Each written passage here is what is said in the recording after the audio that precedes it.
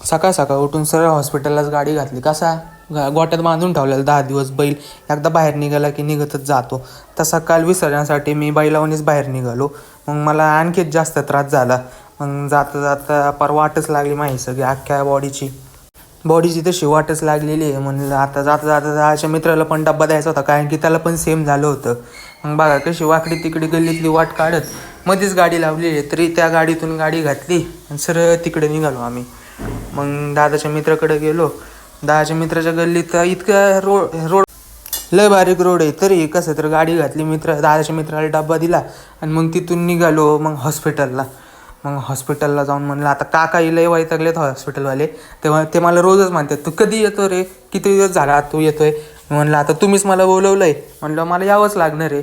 मग इंजेक्शनसाठी गेलो आतमध्ये. मग इंजेक्शन डायरेक्ट रॉंग साईडनेच गाडी घराकडं घातली. म्हणलं आता घरी जाऊन जरा आराम करा. डॉक्टर काका म्हणले 2 दिवस आणखी आराम केला असता तर बाहेर गेला नसतं, तुला काही झालं नसतं, 2 दिवसात झाला असता बरं. पण आमच्या सांगत मस्ती, आम्ही माझं त्या बोकडावर निघालो बाहेरच. काय करायचं, आजारीच आहे माणूस.